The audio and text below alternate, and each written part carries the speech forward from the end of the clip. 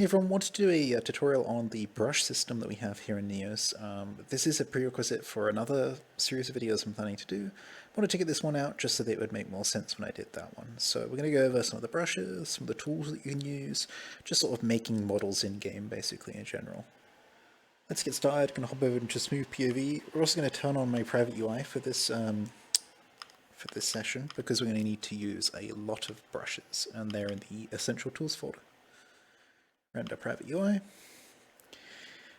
So inside the Essential Tools folder, you can see here there is a folder called Brushes, and if you go inside here, you'll find all the brushes that are available. This is the standard brushes that are available, and by that I mean you can make your own. Maybe I'll show you how to do that quickly, but to start with, I always say start with this top one here, the yellow one. Double click to spawn it in the game and grab it to move it around. You can take a look at it. Once you're ready to start using it, grab it with your laser and pull back on your touchpad or joystick and it'll snap into your hand and you've got a brush. With the brush available now in anywhere in the world, just hold down the trigger and draw away. Once you've got a shape, you can put it around like it's a normal object. You can scale it, you can rotate it, you can send it away, you can bring it back. And that's because all items made with the brush system are full 3D models. You can see this if you get the material tooltip. Where are we? Essentials, materials. This one here. This is the, if it will load in. Hello? Oh, well, I can do that manually. We can use this one. Weird. We'll use this one, that's fine.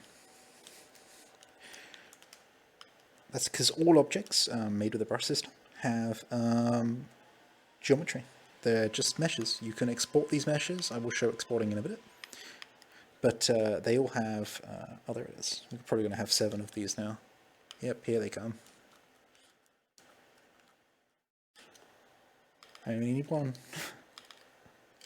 Actually, I should probably not. There we go. I'll leave that one on the shelf there. So you can see here they have meshes. Got a bit distracted by all of that. You can export them as meshes. They operate exactly as a 3D model would in game. Let's go back to that brush, wherever I put it. It's up here, and re-equip it. And you'll see that the brush has an outline around it, which is divided into lines. This is a physical controller where you can control how big the brush is. So if I grab this, I can rotate it and I can change the size of the brush. So here it's big. Move away from it a little bit and I can shrink it all the way down. Now it's nice and small. You'll also notice that the brush responds to your trigger depth. So if I just push it lightly, you'll see a thin line. If I gradually increase my pull strength, you'll see that it becomes bigger. I can also taper that back off by letting go gently until we stop. That allows quite a lot of sort of expression when you're drawing. Let me get rid of one of these. There we go. That's the basic use of that brush, at least. The other things that you can do is you can take any material, including this material, and you can dip the brush into that, and it will set the material of your brush to be what you dipped it into. So here we're now on this material, which is the wireframe. But if I were to open up my inventory and spawn another material, so let's go for ice.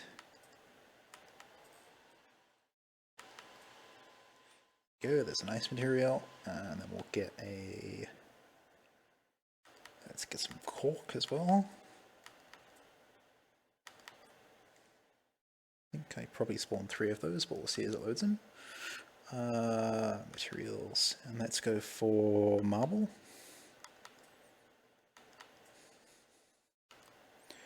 So here I can dip this into the marble texture. We've got a marble brush, the ice, we've got some ice, the cork, we've got some cork.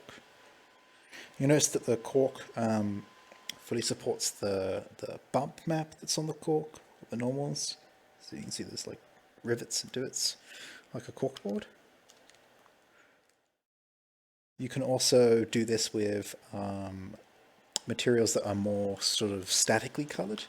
You can create these yourself quite easily using the developer tooltip. So load a developer tooltip in, or a material tooltip. Create new material, unlit, unlit. And then you get this kind of sort of unlit material, and you can go ahead and change the color to be red. Dip this in, and now you've got a nice unlit red surface to play with. That's the first type of brush that exists. There are more types though. So if you go into brushes, you'll see that there are also these ribbon brushes. So these create flat ribbons, and you can again control how big these are. I call this kind of like a wallpaper gun because it lays down big strips.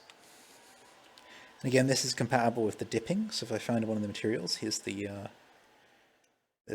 marble. So we get a nice marble sheet that we can lay down. So I can kind of go horizontally here as best as I can. We've got kind of like a work surface or counter there made out of marble. So that's that brush. I'm going to clean up a little bit here.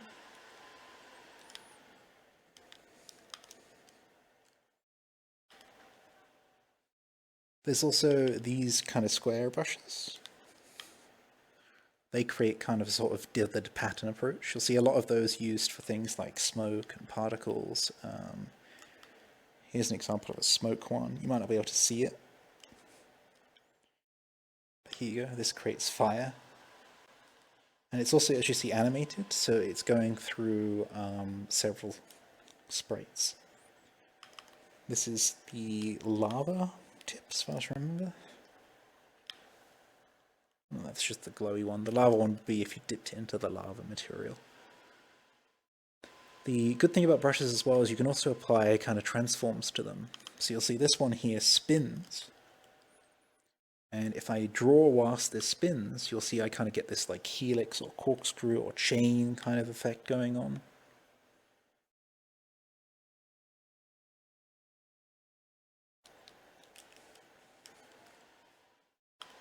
Let's try another one of those. There's this one's quite cool as well. So here it's like a fan blade, and this makes a nice kind of spiral.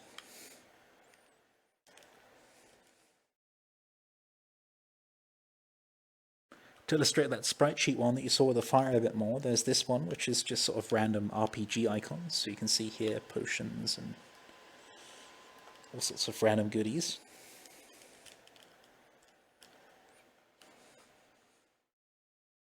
There's also some softer brushes. This here creates a point cloud of basically just dots.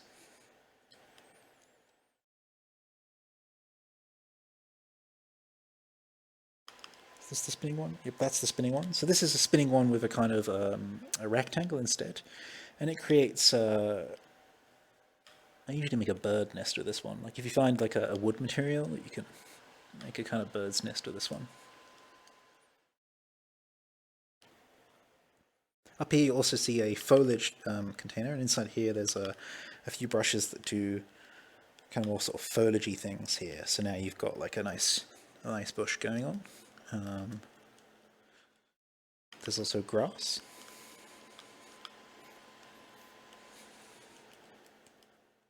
So if I wanted to, I could sort of take this and decorate my sparse world here with some grass by just sort of flying around and laying down some grass.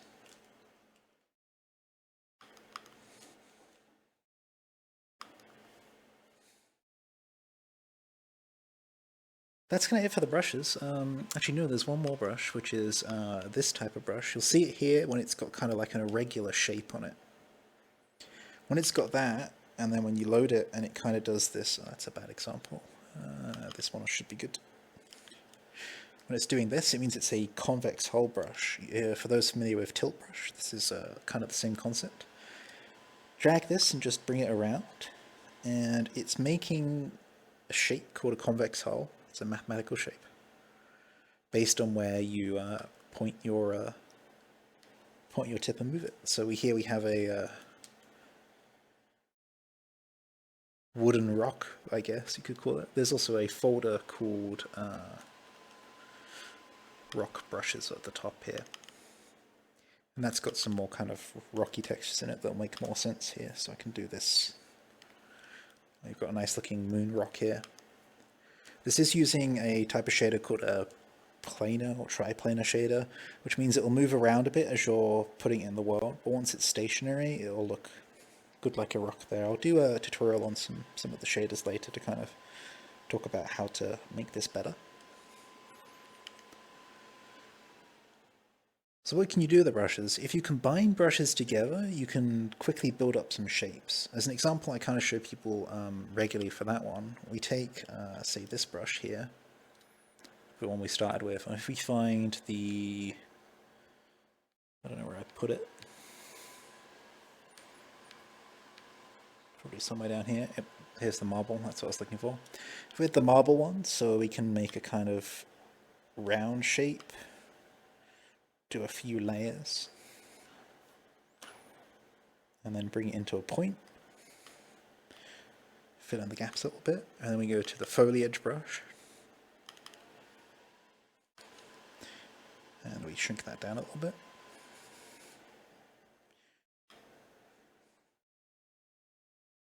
We've got a nice sort of potted plant going on. Now you may want to take what you've drawn and put it somewhere else. You'll see right now that some of these parts are all separate. So the grass here is separate from the pot. You can do that using another tool called the glue tool. The glue tool is in Essential Tools, and it is the one here. It's just like a silver tip.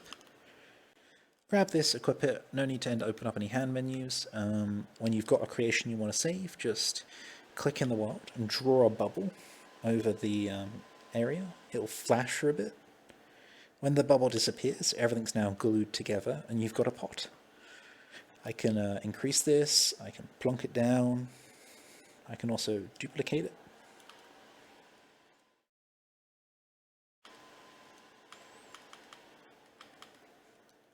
Now I've got a kind of shrubbery going, a garden. Get rid of this grass brush, it's a bit big.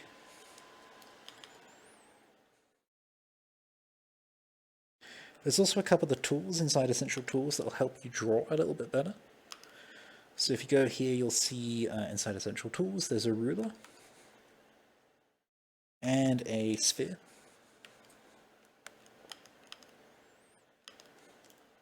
The ruler allows you to draw in straight lines. So if you put the ruler down, you'll see I'm drawing straight along this ruler. I can also make this ruler bigger, and then I'll draw in a big straight line around it. You need to stay fairly close to it, and you'll see a straight line. For the sphere, it lets you draw on the surface of the sphere here. So if I just start drawing, you'll see it all kind of lines up on the sphere. So I've got a nice spiral shape going around. And then if I move the sphere out of the way, I've got kind of the impression of the sphere with this shape that I've made.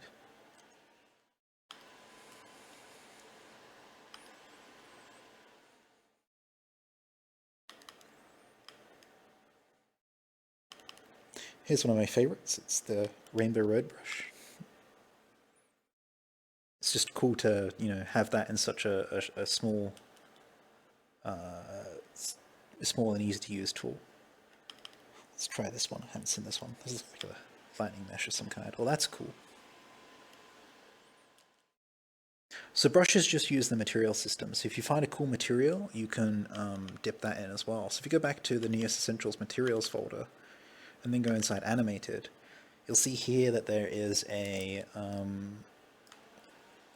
static brush material here, and I can dip this in, and now I can kind of paint with static. There's also this kind of matrix code looking, ooh, hello. There we go. Reflag spike for that one apparently. Here's the matrix code one, so I can kind of do this, and now you'll see we've got the flowing matrix code.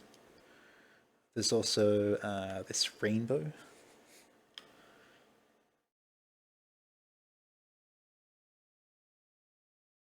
Which creates a kind of nice glowing effect. That's brushes for you. I just wanted to give an overview of sort of how they worked, how to use them, show the ruler off and the sphere, because not many people know how those work. Try these out. Remember that the glue tool can glue things together, and you'll be on your way.